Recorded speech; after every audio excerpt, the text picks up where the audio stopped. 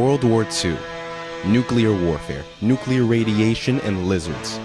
How do all of these things tie together?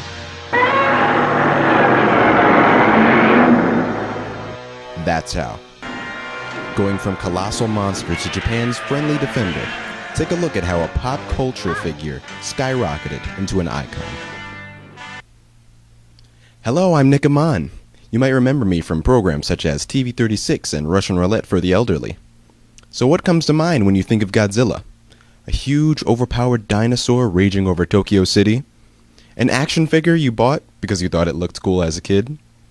Well, believe it or not, as decorated as Godzilla may seem, having huge lines of childish-seeming films and video games and action figures, Godzilla, or rather by his original name, Gojira, was much more of a serious figure of symbolism and pain known by the Japanese people.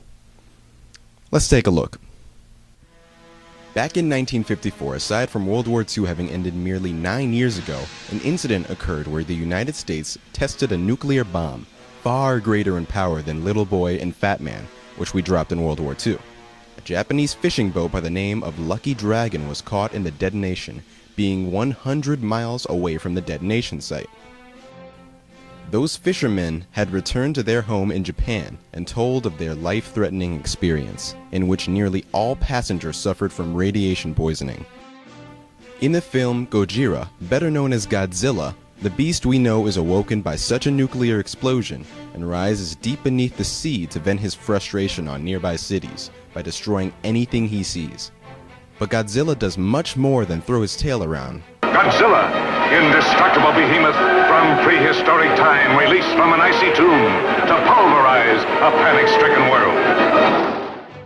Godzilla's abilities can be summed up as invulnerability to any human device and radioactive breath. Both symbolize the treachery of nuclear warfare, showing its relentless, indiscriminate, and unstoppable destruction of everything. Why would a movie so dark and so grim grip the audience's attention so tightly? Well, because many people agreed with the message. Some thought differently and felt that Gojira had depicted recent events too accurately, as if it were to pick fun at the reality of the subject. After the first film, the line of Godzilla movies took a strange turn. Directly after the first movie, Godzilla vs. King Kong was released, a matchup of the two biggest brawlers film had seen thus far. At that point, Godzilla was head set on a career of nothing but picking fights with new monsters, known as kaiju. These monsters are Megalon, Rodan, Gigan, Mechagodzilla, Space Godzilla, and way more.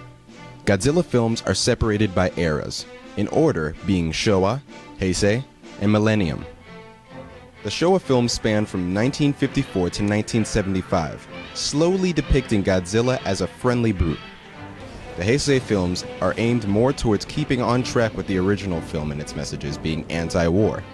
These films span from 1984 to 1995. Finally, the Millennium series ends the main line of Godzilla filmmaking, featuring its first major size increase, taking 164-foot-tall Godzilla to 328.